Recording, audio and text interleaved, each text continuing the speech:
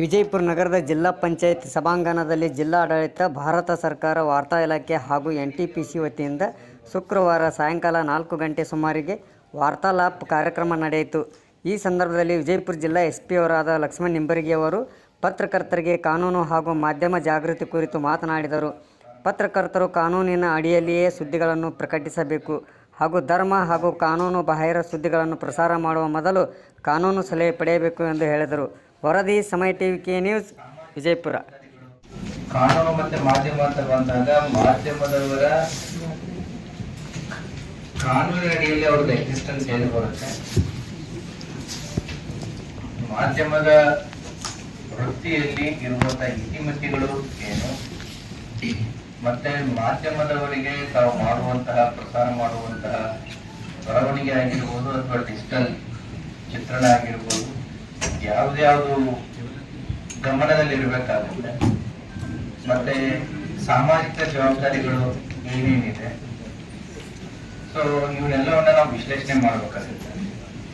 So first ನಮ್ಮಲ್ಲಿ ಸಂವಿಧಾನದಲ್ಲಿ ಪತ್ರಿಕಾ ಸ್ವಾತಂತ್ರ್ಯ ಅಂತೇಳಿ ಎಲ್ಲಿ ಮೆನ್ಷನ್ ಮಾಡಿದೆ, ಆದರೆ ಪತ್ರಕರ್ತರಿಗೆ ಆರ್ಟಿಕಲ್ 19(1)(a) ಏನಿದೆ, freedom of speech and expression, walk ಸ್ವಾತಂತ್ರ್ಯ ಮತ್ತು ಅಭಿವ್ಯಕ್ತಿ ಸ್ವಾತಂತ್ರ್ಯವನ್ನು ಕೊಟ್ಟಿದ್ದಾರೆ. ಆ ವಾಕ್ ಸ್ವಾತಂತ್ರ್ಯ ಮತ್ತು ಅಭಿವ್ಯಕ್ತಿ ಸ್ವಾತಂತ್ರ್ಯದ ಅಡಿಯಲ್ಲಿನೇ ಈ ಪತ್ರಿಕಾ ಸ್ವಾತಂತ್ರ್ಯ ಅಡಿಯಿದೆ. ಸೊ ನಿಮ್ದು ಫಂಡಮೆಂಟಲಿ ನಿಮ್ಮ ಎಕ್ಸಿಸ್ಟೆನ್ಸ್ ಎಲ್ಲಿದೆ ಅಂತಂದ್ರೆ ಆರ್ಟಿಕಲ್ 19(1)(a) ವಾಕ್ ಸ್ವಾತಂತ್ರ್ಯ ಮತ್ತು ಅಭಿವ್ಯಕ್ತಿ ಸ್ವಾತಂತ್ರ್ಯದಲ್ಲಿದೆ.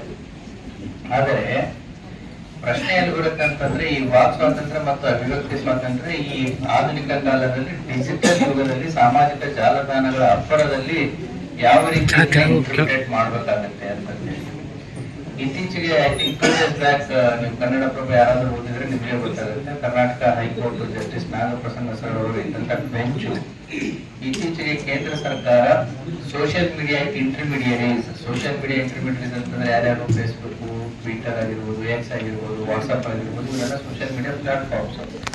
ಅಲ್ಲಿ ಯಾರೇ ಏನೇ ಬಂದು ಮಾತಾಡಿದ್ರು ನಡೆಯುತ್ತೆ ಅನ್ನೋದು ಕಷ್ಟ.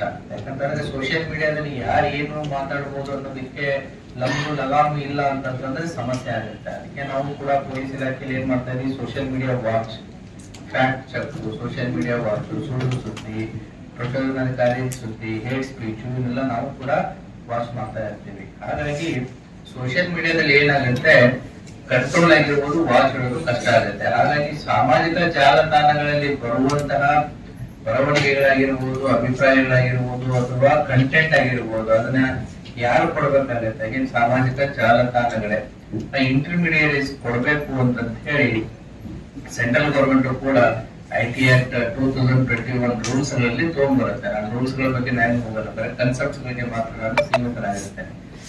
ಸೊ